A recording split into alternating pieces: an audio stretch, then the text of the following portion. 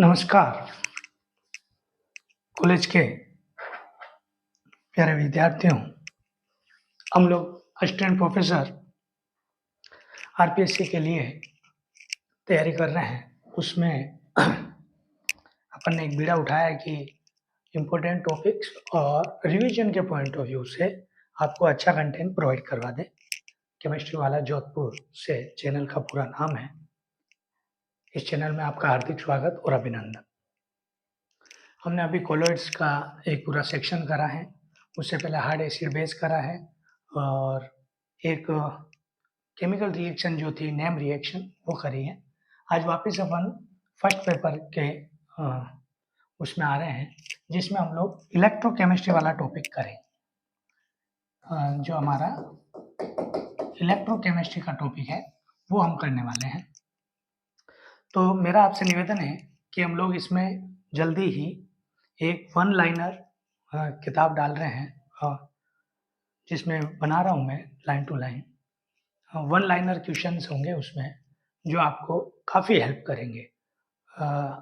वो तो पेपर होने के बाद ही पता चलेगा कि अपने कंटेंट में से कितना पेपर आया है, लेकिन काफ़ी हेल्प करेंगे। उसको मैं थोड़ी तैयारी के साथ बना रहा हूँ, तो आप लोग हमारे साथ जुड़े रहें और ज़्यादा से ज़्यादा लोगों को वीडियो सर्कुलेट करें और सब्सक्राइब करवाएं। हमारा टेलीग्राम ऐप पे चैनल भी है, यही केमिस्ट्री वाला जोधपुर से असिस्टेंट प्रोफेसर के नाम से। वहाँ 3-4 चैनल अलग अलग है, फर्स्ट ग्रेड सेकंड ग्रेड। तो आप लोगों को असिस्टेंट प्रोफेसर के नाम से है, वहाँ पर वो वन लाइनर पीडीएफ आपको प्रोवाइड करवा दी जाएगी और क्वेश्चन आंसर के पॉइंट ऑफ व्यू से भी अपन उस पर काम करेंगे। आज जो हमारा टॉपिक है वो है कोरोजन और बैटरीज।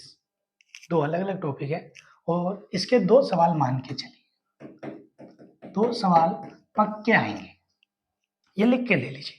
तो इलेक्ट्रोकेमिस्ट्री शुरू कर दी है, टोटल 10 क्वेश्चन आएंगे।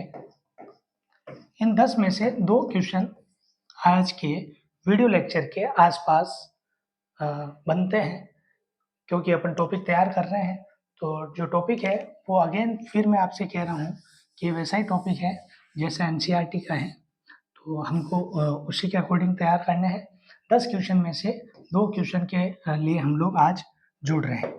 तो मेरा फिर आपसे निवेदन है कि आप लोग ज़्यादा से ज़्यादा लोगों को अपने साथ लाएं, जिससे कि हम लोगों को स्ट्रेंथ मिले। एक्चुअली क्या है कि यदि ज़्यादा आप लोग आएंगे, देखेंगे, तो हमें लगेगा कि वास्तविकता में हमारा पढ़ाया हुआ अच्छा है। वैसे ऐसी कोई दिक्कत नहीं है। काफ़ी लोग जुड़ रहे हैं, सवाल जवाब भी हो रहे हैं। कोशिश करेंगे आपके ऑब्जेक्टिव की भी अच्छे से तैयारी करवाएं। देखो बेटा, कोरोजन नाम से एक टॉपिक है, ठीक है। अब कोरोजन जो है वो अपने आप में एक इम्पोर्टेंट टॉपिक है। कैसे सर? कोरोजन क्या होता है? कोरोजन क्या होता है? आपसे कोई पूछे what you mean by corrosion. देखिए, आप एमएससी नेट पीएचडी होल्डर हैं, ट्यूशन भी लेते हैं, पढ़ाते भी हैं, तो ज़्यादा आपको ऐसा नहीं कि बेसिक चीज़ें आती नहीं है, लेकिन फिर भी मैं आपको समझा रहा हूँ। कोरोजन क्या होता है? जैसे मान लीजिए कोई मेटल है और ये जो मेटल है ये अपने आप ही टूटने लग जाए, अपने आप ही इसकी अपर लेयर जो है वो क्या हो जाए, खत्म हो जाए, तो उसको हम लोग क्या कहते हैं? कोरोजन कहते हैं। तो पहला क्वेश्चन तो ये है कि spontaneous degradation of metal surface in chemistry, that process is called corrosion. ठीक है। अब कोरोजन ऑटोमेटिक हो रहा है क्या? सब मेटल्स में कोरोजन ऑटोमेटिक होता है? नहीं, सब मेटल्स में नहीं होता। क्वेश्चन आएगा इनमें से किस में कोरोजन नहीं होगा, इनमें से किस में कोरोजन नहीं होगा। तो कई बच्चे इसमें गलत कर सकते हैं, ठीक है। तो केवल और केवल गोल्ड में कोरोजन नहीं होता है, सिल्वर में भी कोरोजन होता है, कॉपर में भी कोरोजन होता है और आयरन में भी कोरोजन होता है। तो पहला क्वेश्चन ये तैयार हुआ कि what you mean by corrosion. जो सरफेस होती है वो सरफेस ऑटोमेटिकली क्या हो रही है, टूट रही है, उसको हम लोग क्या कह रहे हैं? कोरोजन कह रहे हैं। वो क्यों टूट रही है? क्योंकि वो एयर के कांटेक्ट में, ऑक्सीजन के कांटेक्ट में, वाटर के कांटेक्ट में, CO2 के कांटेक्ट में, जैसे ही SO2 के कांटेक्ट में आती है तो इनमें कोरोजन हो जाता है। तो अगला सवाल भी आपसे पूछा जा सकता है कि इनमें से कौन सी गैस या कौन सा फैक्टर कोरोजन के लिए रेस्पॉन्सिबल है। ठीक है, तो दो सवाल अभी तैयार हुए हैं। पहला, इनमें से कौन कोरोजन नहीं देगा। दूसरा, कौन सा फैक्टर कोरोजन के लिए रेस्पॉन्सिबल है। ठीक है, अब अपन आगे देखते हैं। जो ये कोरोजन है, ये यहाँ से ये जो सरफेस लेयर जा रही है, ये कैसा प्रोसेस है? इलेक्ट्रो प्रोसेस है। दूसरा, फिजिकल प्रोसेस है। तीसरा, केमिकल प्रोसेस है। चौथा, फर्स्ट प्लस थर्ड दोनों है। तो आप लोग ध्यान रखना कि कोरोजन जो है वो इलेक्ट्रोकेमिकल प्रोसेस है। इलेक्ट्रोकेमिकल प्रोसेस है। 100% सवाल की लाइन है, 100% सवाल की लाइन है। Corrosion is electrochemical process. ठीक है, तो ये एक चीज और तैयार हो गई आपके। अगला क्वेश्चन कि कोरोजन में आयरन किस कलर का होता है? तो आयरन ब्राउन कलर का हो जाता है। कॉपर किस कलर का होता है? तो कॉपर ग्रीनिश हो जाता है। सिल्वर किस कलर का होता है? सिल्वर ब्लैकिश हो जाता है। आपने चांदी के जो चम्मच होते हैं या मिसेज को, जैसे गुन्नू की मम्मी को हमने मान लो चांदी की कभी कोई चीज़ दिलाई है, वो 6 महीने, 1 साल, 1.5 साल, 2 साल बाद वो ब्लैक हो जाती है, तो वो जो है वो क्या होता है? हमारा कोरोजन होता है। तो कोरोजन का क्या मीनिंग है? चांदी काली हो जाती है, कॉपर हल्का ग्रीनिश कलर का हो जाता है और आयरन कैसा हो जाता है? ब्राउन कलर का हो जाता है। तो सवाल तैयार हो रहे हैं, आपके समझ में आ रहे हैं? एयू कोरोजन नहीं देगा। ऑटोनोमस ब्रेकेट मतलब ब्रेक होना कोरोजन है। ये कौन सा प्रोसीजर है? इलेक्ट्रोकेमिकल प्रोसीजर है। और आयरन किस में जाता है? ये किस में जाता है और ये किस में जाता है? एक चीज। फिर अगला सवाल, कोरोजन होने से आयरन के वेट में क्या होता है? कोरोजन होने के बाद आयरन के वेट में क्या होता है? तो आप लोग सब समझना कि आयरन का जो वेट है वो इंक्रीज हो जाता है। ये सवाल भी पूछा गया है। क्या? कि weight of iron increase after the corrosion process. ठीक है सर, तो कोरोजन में इसका वेट भी क्या हो जाता है? इंक्रीज हो जाता है। दूसरा, कोरोजन में आयरन का क्या फॉर्मूला रहता है? एग्जैक्टली ये रहता है, ये कोरोजन का फॉर्मूला है Fe2O3XH2। ये बेसिकली आपका क्या है? कोरोजन का केमिकल फॉर्मूला है जो आपको ध्यान रखना है। X जो है वो हाइड्रेट वाटर है। अब आप लोग प्लीज चैनल को सब्सक्राइब करें, अधिकतम लोगों तक पहुंचाएं, जिससे कि मैंने अभी पहले भी आपको कहा था कि हमें स्ट्रेंथ मिले और हम लोग बहुत अच्छा काम कर सकें। ठीक है सर, समझ में आ गया आपको ये? अब अगली चीज, बहुत इंपॉर्टेंट चीज, एक तो होता है एनोड और एक होता है कैथोड। किसी बच्चे को अभी लिखवाने के लिए बोले हैं, भले ही हम लोग सब अच्छे पढ़े लिखे हैं, लेकिन एनोड और कैथोड में कई बच्चे कंफ्यूज हो जाते हैं, क्योंकि वो कई बार तो उसको प्लस कह देते हैं, कई बार उसको माइनस कह देते हैं, कई बार इसको माइनस कह देते हैं और कई बार इसको प्लस कह देते हैं। तो मैं आज आपकी क्लियरिटी के लिए बता दूं कि एनोड जो है पॉजिटिव नेगेटिव दोनों हो सकता है और कैथोड भी नेगेटिव पॉजिटिव दोनों हो सकता है, एक चीज। दूसरा, एनोड पर हमेशा ऑक्सीडेशन होगा, anode always show the oxidation, और कैथोड पर हमेशा क्या होगा? रिडक्शन होगा। ये चीज आप समझे, 100% राइट आंसर होगा आपका कि आपको कुछ नहीं करना। कई बार लाइनें आती है, सवाल आता है which process completed the anode, which process completed the cathode. अब बच्चा इसमें गलती करता है, वो साइन देखने में कंफ्यूजन हो जाता है या अलग अलग वो उसके क्या करता है? रूल लगाता है। तो वो रूल लगाने के चक्कर में इसमें क्या हो जाती है? उससे गलती हो जाती है। तो एनोड पर हमेशा ऑक्सीडेशन होगा, कैथोड पर हमेशा रिडक्शन होगा। अब साइन कैसा भी ले सकते हैं, वो कैसा होता है मैं थोड़ी देर में आपको समझाता हूँ। ठीक है, तो अब क्या प्रोसेस बोलेंगे कोरोजन को? corrosion is electrochemical process. In this process metal automatically degrade in small particle और लेयर फॉर्म, यानी कि जो आपकी मेटल है वो ऑटोमेटिकली यहाँ पर क्या हो रही है, टूट रही है। एग्जाम्पल बोलो, आयरन का ब्राउन होना, कॉपर का ग्रीन होना, सिल्वर का ब्लैकिश होना कोरोजन का एग्जाम्पल है। ठीक है, अब अगली चीज समझना कोरोजन में होता क्या है। देखो मान लेते हैं कि कोई मेटल एयर के कांटेक्ट में आई, किसके कांटेक्ट में आई, एयर के कांटेक्ट। तो ये जब एयर के कांटेक्ट में मेटल आती है तो वो मेटल जो है वो एसिड मीडियम के साथ क्या कर देती है, ऑक्साइड में कन्वर्ट हो जाती है, या ऑक्सीडेशन और रिडक्शन कंप्लीट हो जाता है और इस सेल का जो ई सेल आता है वो हमारा पॉजिटिव आ जाता है। जब सेल का ई सेल पॉजिटिव आ जाता है तो हम कह सकते हैं कि ये रिएक्शन जो है वो स्पॉन्टेनियस है।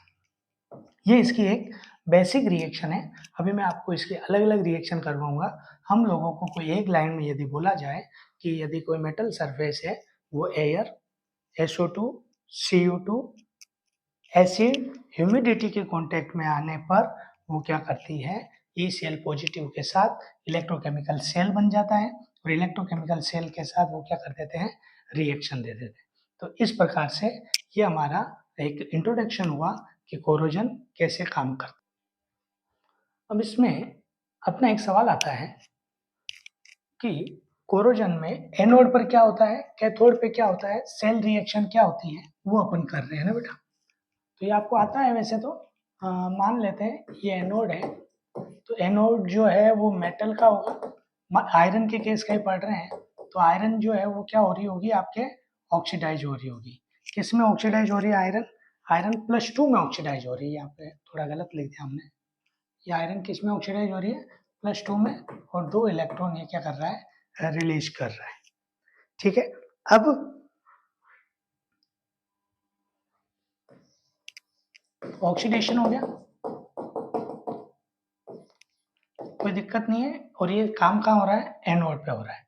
कैथोड पे क्या हो रहा है, मान लो ऑक्सीजन है एयर में और उसको कहीं से भी H+ मिल गया। H+ कैसे मिल सकता है, H+ या तो एसिड के कांटेक्ट में आ गया होगा मेटल एनवायरनमेंट, या एसिडिक ऑक्साइड के साथ भी इसका ये H+ मिल सकता है। अब इससे क्या होगा, इससे H+ और O2 आपस में रिएक्शन करेंगे और H2O का फॉर्मेशन करेंगे। किसका फॉर्मेशन करेंगे, H2O का फॉर्मेशन करेंगे। अब इस रिएक्शन को आपको बैलेंस करनी है। बैलेंस आपको अच्छे से आती है तो आप लोग बैलेंस कर सकते हो। 2 ऑक्सीजन है तो 2 ऑक्सीजन कर दिया, अब इधर 4 हाइड्रोजन है, 4 हाइड्रोजन कर दिया। अब इलेक्ट्रॉन बैलेंस कर दो तो कितने इलेक्ट्रॉन आ जाएंगे, 4 इलेक्ट्रॉन आ जाएंगे। ठीक है, तो O2 4H+, 4 इलेक्ट्रॉन, 2H2। ठीक है बेटा, तो एक चीज ये हो गई, एक चीज ये हो गई।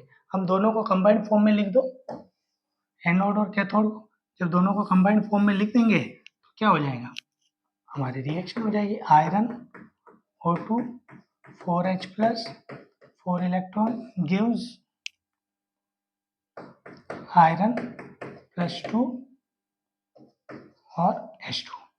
क्लियर, इस प्रकार से ये हमारे कोरोजन की एक कंप्लीट सेल रिएक्शन हुई जो एनोड और कैथोड के मिलने से हुई है, यानी कि एक सेल बन गया है। और जब सेल बन गया है तो ये प्रोसेस कैसा हो गया है, इलेक्ट्रोकेमिकल प्रोसेस हो गया। अब कोरोजन नहीं होना है, कोरोजन को रोकना है। 100% सवाल आएगा। दूसरा देखो, कोरोजन पे 2 सवाल बनेंगे।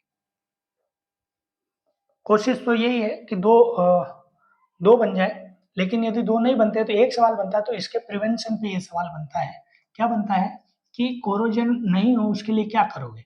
तो कोरोजन नहीं होने के लिए 3-4 चीजें हैं। उसमें सबसे पहले हम लोग ये करेंगे कि इसकी सरफेस पे पेंट कर दें, ऑयल लगा दें, या कोई ऐसा कवर कर दें जिससे कि ये एयर के कांटेक्ट में ना आए, एक चीज। दूसरा, ये नहीं करें हम लोग तो हम लोग या तो जिंक या Mg या Sn, जिंक, Mg या Sn का इसके ऊपर क्या कर दे, कोटिंग कर दें, तो ये जो है ये आयरन से ज़्यादा रिएक्टिव है, ये आयरन से ज़्यादा रिएक्टिव है। तो इनमें से तीनों में आ सकते हैं। इसमें गैल्वेनाइजेशन का प्रोसेस होगा, टिन का भी प्रोटेक्टिव कोलॉइड, प्रोटेक्टिव कोलॉइड पढ़ा है ना, इसलिए नाम आ रहा है। प्रोटेक्टिव मेटल्स के फॉर्म में काम में आएगा, जिससे कि क्या होगा कि ये खुद टूट जाएंगे, खुद अपना बलिदान दे देंगे, लेकिन इस आयरन को बचाएंगे। तो ये गैल्वेनाइजेशन प्रोसेस SN Mg या जिंक, ठीक है। अब 100% स्टार बना के लिख लीजिए बिस्फिनॉल। बिस्फिनॉल, बिस्फिनॉल का लेप करने से भी आपका जो ये कोलॉइड है वो क्या हो जाता, सॉरी, ये जो कोरोजन है वो क्या हो जाता है, रुक जाता है काफी हद तक। तो इस प्रकार से ये हमारा कोरोजन हुआ। इसको हम लोग अभी NCERT से रीड कर लेते हैं हाथों हाथ, उससे आपके ये दो क्वेश्चन जो है वो एकदम क्या हो जाते हैं, तैयार हो जाते हैं। ये देखो कोरोजन है, इसको आपको थोड़ा सा समझना है कि कोरोजन में क्या है क्या नहीं है एग्जैक्टली। देखिए corrosion is slowly coated coats of the surface of metallic object with oxide or other salt of metal, rusting of iron, transition of silver, transition नहीं ट्रांजिस्ट हो जाती है, मेटल खराब हो जाती है, और ग्रीनिश हो जाता है कॉपर और ब्रॉन्ज। क्लियर। ये जो है ये इलेक्ट्रोकेमिकल प्रोसेस है, यहाँ पर कहीं ना कहीं लिखा हुआ होगा आपको मिलेगा, this process is electrochemical process. ये बहुत इंपॉर्टेंट लाइन है, ये रहा, बहुत इंपॉर्टेंट है, ये रहा, इलेक्ट्रोकेमिकल प्रोसेस है। Clear, okay.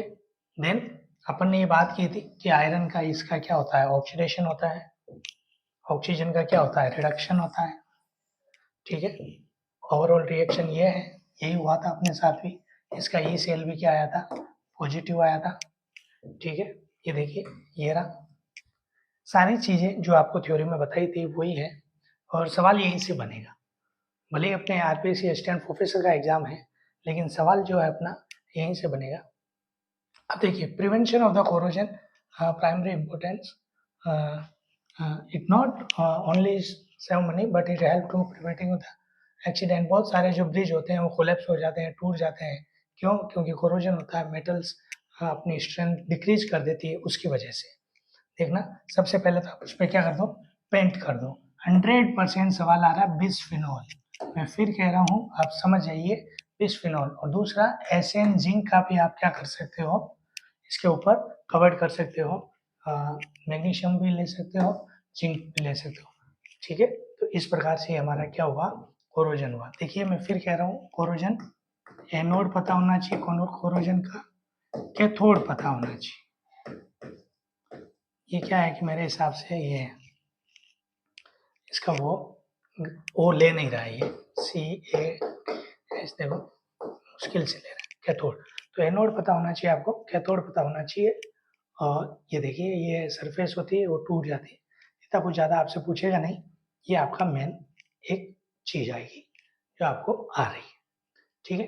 अब क्या करते हैं अपन, आगे चलते हैं। कोरोजन के बाद बैटरीज, कोरोजन के बाद कहाँ चल रहे हैं, बैटरीज पे चल रहे हैं। देखिए बेटा थोड़ा सा समझने की कोशिश करिए, बैटरीज हमारे यहाँ पर दो टाइप की होगी, एक प्राइमरी बैटरी होगी, एक सेकेंडरी बैटरी होगी। Batteries are specific electrochemical devices which can convert the chemical energy to electrical energy and electrical energy to chemical energy। ये लाइन लिखी हुई आएगी, ध्यान रखना। केमिकल एनर्जी से वो क्या करेगा भैया, chemical energy to electrical energy, और इलेक्ट्रिकल एनर्जी आई से उसको किस में चेंज कर देगा, वापस वो केमिकल एनर्जी। तो बैटरीज एक ऐसा फिनोमिना होगा जिसमें आपको केमिकल एनर्जी इलेक्ट्रिकल एनर्जी में और इलेक्ट्रिकल एनर्जी किस में कन्वर्ट होगी, केमिकल एनर्जी में कन्वर्ट होगी, एक बात। दूसरा बैटरीज में आपको एनोड पता होना चाहिए कि एनोड कौन सा है, और दूसरा क्या पता होना चाहिए आपको, कैथोड पता होना चाहिए। दो चीजें आपको आनी चाहिए। बैटरीज का एनोड और बैटरीज का कैथोड आपको आना ही चाहिए। यदि आपको बैटरीज का एनोड और बैटरीज का कैथोड आता है तो आपका एक सवाल सही हो सकता है। वो पूछेगा कि प्राइमरी सेल के एनोड पे कौन सी रिएक्शन होती है, प्राइमरी सेल के कैथोड पे कौन सी रिएक्शन होती है, प्राइमरी सेल की कंप्लीट रिएक्शन कौन सी है, प्राइमरी सेल में कौन सा कॉम्प्लेक्स बनता है, प्राइमरी सेल में किस कॉम्प्लेक्स की वजह से करंट आता है, प्राइमरी सेल का ईच सेल क्या है, प्राइमरी सेल वापस रीयूज क्यों नहीं आते हैं, प्राइमरी सेल रिचार्ज क्यों नहीं होते हैं। ये सारे जो सवाल हैं वो अभी अपने इसके साथ क्लियर होने वाले हैं। प्राइमरी सेल जो होते हैं वो एक ही बार यूज आने के बाद अपन उसको रीयूज नहीं करते हैं। तो प्राइमरी सेल की डिस्चार्ज की रिएक्शन आएगी, प्राइमरी सेल की किसकी रिएक्शन आएगी, ओनली फॉर डिस्चार्ज की। जबकि दूसरे जो होंगे उनकी कौन कौन सी आएगी, एक चार्ज की भी आएगी और दूसरी कौन सी आएगी, डिस्चार्ज की रिएक्शन आएगी। तो हम लोग शुरू कर रहे हैं बैटरीज। मैं आपको यहीं पर समझा देता हूँ, फिर सीधा एनसीईआरटी से ले जाएंगे क्योंकि सवाल सीधे वहीं से आ रहे हैं। ठीक है, जैसे प्राइमरी बैटरीज है ये, ठीक, ये प्राइमरी बैटरीज है। पहला जो है इसका कार्बन जो है वो कैथोड है। इसको आप अलग से चलते हैं अगले वाले पेज में जिससे आपको थोड़ा समझ में जल्दी आए। ठीक है, प्राइमरी बैटरीज की बात कर रहा हूँ। प्राइमरी बैटरीज में ऐसा आपने अपने घरों में अपन 10th में जब थे तब से ये सवाल अपने यहाँ पे आता है ना, ध्यान रखना। तो ये कार्बन है, कार्बन कैप है जो किसका बिहेव करती है, कैथोड का बिहेव करती है। इसके बाद ये जिंक की लेयर है जो किसका बिहेव करती है, एनोड का बिहेव करती है। देखो एनोड का बिहेव कर रही है मतलब ऑक्सीडेशन होगा, और ये जो कार्बन कैप है इसके कौन किसका बिहेव करेगी, कैथोड का बिहेव करेगी। और इसके अंदर एक ये ग्रेनाइट की ट्यूब है, ग्रेनाइट की रोड है, इसके अंदर MnO फिल करा हुआ है, MnO2, और साथ में क्या करा हुआ है, अमोनियम क्लोराइड का पेस्ट। ये 3-4 चीजें आपको आनी चाहिए, मैं वहां से आपको समझा दूंगा। तो बोलो, कैथोड, एनोड, केमिकल। बोलो बेटा क्या क्या हो रहा है, कैथोड कार्बन है, एनोड जिंक है, केमिकल में एक MnO2 है, एक अमोनियम क्लोराइड का पेस्ट है। क्लियर है, कार्बन जो है वो ग्रेफाइट के रोड के साथ ही इसमें बना हुआ है। क्लियर है, अब आपको इतनी चीजें समझ में आ रही है तो फिर आप इसकी केमिकल रिएक्शन देखो। केमिकल रिएक्शन, जिंक क्या करेगा, ऑक्सीडाइज होगा। किसमें ऑक्सीडाइज होगा, इसमें। ठीक है, और आपका जो MnO2 है वो अमोनिया के साथ रिएक्शन करेगा। MnO2 किसके साथ रिएक्शन कर रहा है, अमोनिया के साथ रिएक्शन कर रहा है, और अमोनिया के साथ अमोनियम जो आयन है मतलब उसके साथ रिएक्ट कर रहा है अमोनियम क्लोराइड के साथ, और क्या कर रहा है, ये बना रहा है MnOOH का होल प्लस अमोनिया। यहाँ पे इसकी होल ट्वाइस करेंगे तो इसकी ऑक्सीडेशन स्टेट जो है वो +4 जो है वहाँ से कितनी जा रही है, +3 जा रही है। तो इस प्रकार से ये चीज़ होती है। ठीक है, तो ये एक प्रोसीजर है। यहाँ से ये अमोनिया निकली। अब इस अमोनिया को, सवाल इंपॉर्टेंट है, इसको यहाँ से सीखो। इस अमोनिया को ये भाई साहब ट्रैप कर लेते हैं और जिंक अमोनिया कॉम्प्लेक्स बनता है। यहीं से आपसे सवाल पूछा जाए, यही सवाल है। जब ये बन रहा है ना तभी आपका क्या आ रहा है, ई सेल आ रहा है, और वो भी कितना आ रहा है, पॉजिटिव में ई सेल। सर हम समझे नहीं, आप समझने की कोशिश करें। क्या समझने की कोशिश करें, आप ऐसे समझे।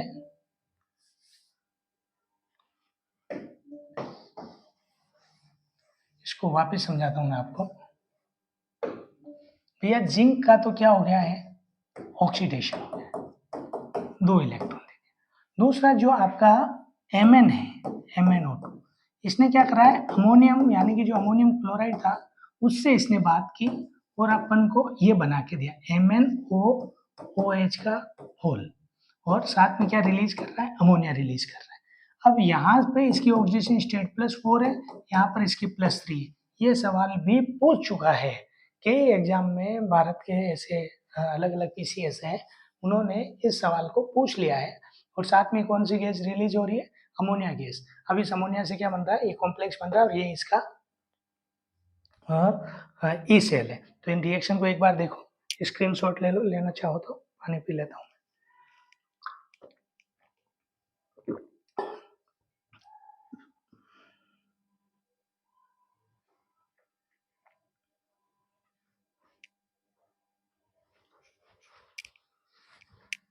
ई सेल कितना आता है इसका, लगभग 1.5 वोल्ट। Clear, clear. अब एक छोटे सेल देखे होंगे अपन ने, ऐसे घड़ियों में जो आते हैं, छोटी घड़ियों में, हैंड्स वॉच में, वो सेल जो है वो मरकरी सेल होते हैं। कौन से सेल होता है, मरकरी सेल होता है। तो आपसे ये भी पूछा जाता है कि मरकरी सेल का एनोड क्या है। वही बात हो गई, एनोड, दूसरा कैथोड सेल रिएक्शन। तो मरकरी सेल का एनोड जो है वो क्या है, जिंक अमलगम है। क्या है भाई साहब, जिंक अमलगम जो है वो मरकरी का है, और इसका जो कैथोड है वो है HgO। और इसकी जो टोटल सेल रिएक्शन होगी वो क्या होगी, zinc plus HgO, zinc oxide plus Hg। और इसकी जो ई सेल की वैल्यू है वो है अप्रोक्स 1.35 वोल्ट, और ये कांस्टेंट है।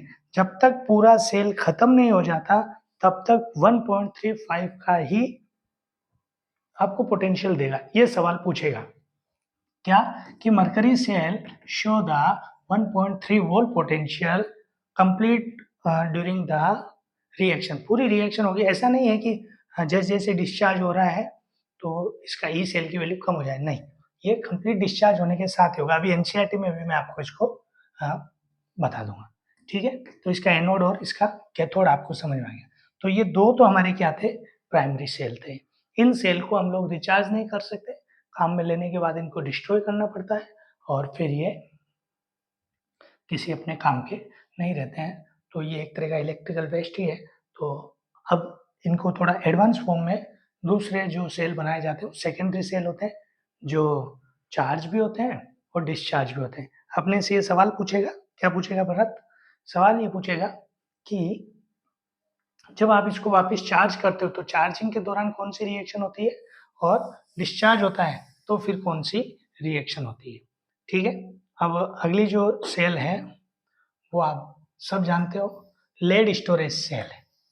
कौन से, देखो हमको सिर्फ सवाल से मतलब है कि सवाल क्या आएगा, ठीक है। लेड स्टोरेज सेल आपने कभी देखे होंगे, ऐसे ऐसे, ये बैटरीज होती है कारों में, अपने पास तो है नहीं, एक पॉजिटिव है एक नेगेटिव। हाँ, मैं आपको बताना भूल गया, वहां पे जो कैथोड कार्बन ट्यूब था,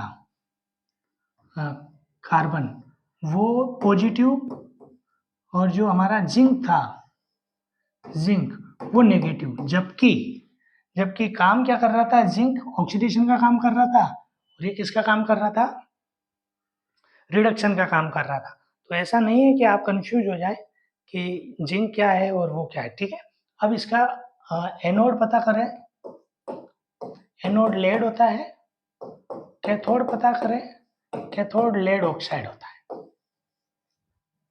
एनोड लेड, कैथोड लेड, इसमें 38% का H2SO4 लेते हैं, याद रखना 38% का क्या लेते हैं, H2SO4 लेते हैं। एक चीज और आप ध्यान रखना, क्या, कि इसमें एनोड का प्रोडक्ट भी PbSO4 है और कैथोड का प्रोडक्ट भी PbSO4 है। दोनों के प्रोडक्ट जो है वो क्या है, हमारे PbSO4 ही है, ठीक है। एनोड पे क्या हो रहा है, ऑक्सीडेशन हो रहा है, H2SO4 के साथ क्या बन रहा है साहब, PbSO4 2H प्लस बन जाएगा।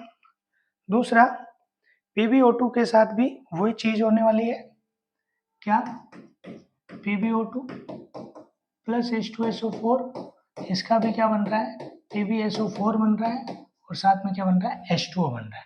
तो टोटल जब कंप्लीट रिएक्शन देखी जाएगी तो इसमें Pb plus PbO2, H2SO4, PbSO4 और H2O, कुल मिला के ये वो रिएक्शन है, Pb, PbO2, H2SO4 PbSO4 और H2। देखो बैलेंस करने का जो काम है वो आपका है। हो सकता है ये H बचेगी नहीं बाद में, अभी तो इस रिएक्शन को लिखा हुआ है तो ये पूरी बैलेंस नहीं है, इसलिए ये रिएक्शन हमने साथ में लिखी। तो कुल मिला के आपको समझना है कि लेड स्टोरेज जो बैटरीज होती है उनमें लेड सल्फेट बनता है प्रोडक्ट। अब जैसे ही ये रिएक्शन हो जाएगी तो बैटरी हमारी जो होगी ई सेल देगी, लेकिन अब जब आप इसको रिचार्ज करोगे तो यही रिएक्शन हमारी क्या हो जाएगी, वापस रिवर्स हो जाएगी। और रिवर्स जो रिएक्शन होगी वो वापस उल्टी होगी। PbSO4 Pb जाएगा, एक PbO2 जाएगा, एक कैथोड पे काम करेगा और एक किसका काम करेगा, एनोड का काम करेगा। काफी सालों के बाद बैटरीज खराब हो जाती है। वो क्यों खराब हो जाती है, आपने देखा भी होगा कि बैटरीज के ऊपर PbSO4 बाहर आ जाता है, ऐसे सॉल्ट आउट कहते हैं इसको, सॉल्ट आउट। वहां पर ऊपर जो बैटरीज होती है उसमें हल्का हल्का व्हाइट आपने देखा होगा, वो सरफेस पे आ जाता है, तो ये सॉल्टिंग आउट के नाम से भी इसको जानते हैं लेड स्टोरेज। ऐसा का ऐसा एक निकिल कैडमियम सेल है। कौन सा सेल है, निकिल कैडमियम सेल है। इसकी सीधी रिएक्शन अपन लिख लेते हैं CdNi का OLS3। क्लियर, ये क्या कर रहा है, ये CdO बना रहा है और क्या बना रहा है बेटा, NiOH का होल ट्वाइस कर रहा है। इसके साथ ही H प्लस को जो बैलेंस करनी है वो बैलेंस रिएक्शन हो जाएगी। कभी आप जब मिलोगे तो मिलोगे मतलब कभी मुझे टाइम मिलेगा तो मैं आपको रिडॉक्स बैलेंस करने वाला जो प्रोसीजर होगा वो बता दूंगा। ये जो है हमारा एनोड है, ये जो हमारा कैथोड है और ये हमारी क्या है, सेल रिएक्शन है। इस प्रकार से ये हमारी बैटरीज हो जाती है। इसको भी हम थोड़ी देर में एनसीईआरटी से पढ़ लेते हैं। और जब ये पढ़ लोगे आप लोग तो आपको लगेगा कि हाँ अब हमारा 2 नंबर का मतलब 2 सवाल, हम 2 नंबर ही मान लीजिए, आधे आधे के 4 सवाल हो जाते हैं, 2 नंबर तो नहीं कह सकते। एक और एक 2, 1 नंबर का सवाल बन जाएगा क्योंकि 2 सवाल आएंगे आपके यहाँ से सारे, तो फिर 2 8 10 सवाल आने टोटल, लेकिन अपने 2 सवाल टोटल यहाँ से आ जाएंगे। तो क्या कर रहे हैं अपन ये चीजें कर रहे हैं।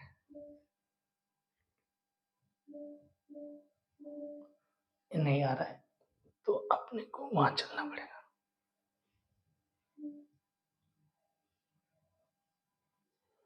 यहाँ पर